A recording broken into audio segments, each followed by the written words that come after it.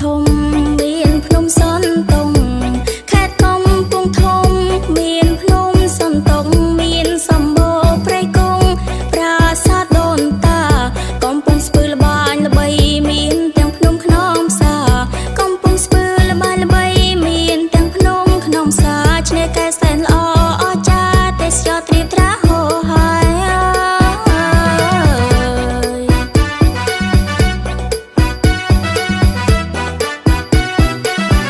បៃលិនត្បូងល្អថាកំរមានណាំងបៃលិនត្បូងល្អថាកំរមានណាំងសៀមរាបសែនឡលាំងមានប្រាសាទអង្គរកំពតដួងចិនមានភ្នំបូកគោសែនល្អកំពតដួងចិនមានភ្នំបូកគោសែនល្អទីក្រុងភ្នំពេញកកទាំងដីបវរកម្ពុជា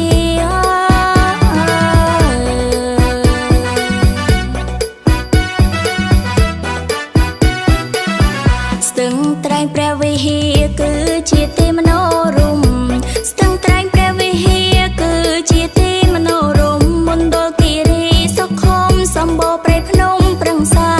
បាត់ដំបងល្អឆើតមានទាំងម្ហូបឆ្ងាញ់ពិសាបាត់ដំបងល្អឆើតមានទាំងម្ហូបឆ្ងាញ់ពិសាក៏កងបានទៅទស្សនាតាក់ទាញចិន្តាបងប្អូនប្រុងស្រី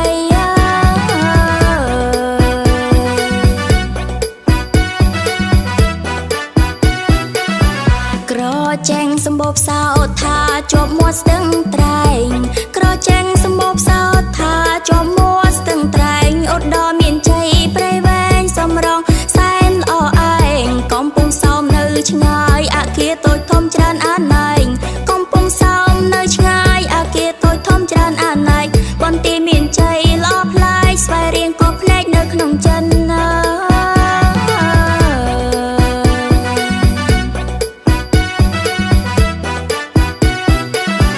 កំពង់ឆ្នាំងភ្នំកងរៃត្បូងឃ្មុំល្បីរឿងទាវទុំកំពង់ឆ្នាំងភ្នំកងរៃត្បូងឃ្មុំល្បីរឿងទាវទុំខេត្តកណ្ដាលជាទីប្រជុំវប្បធម៌ថ្លៃថ្លាតាកែវល្អស្រង់មានភ្នំជីសូផងណាតាកែវល្អស្រង់មានភ្នំជីសូផងណារតនគិរីមានបញ្ញាសាសពីដូនតាមកយូរហើយ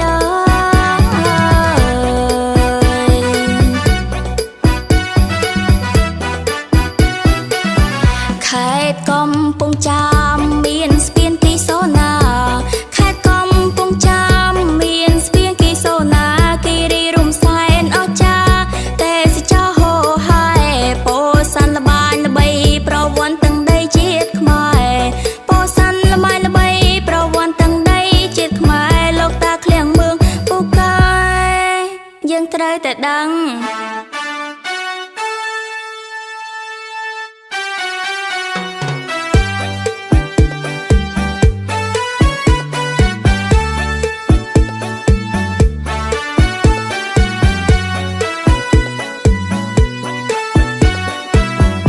ទាំងដីសវណ្ណភូមិពិនជាមានតម្លៃ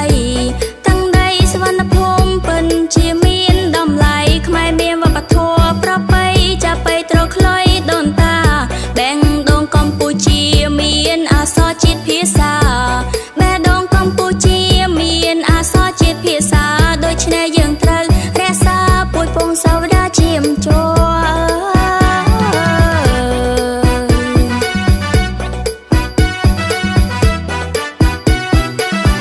សម្បត្តិធនធានខ្មែរ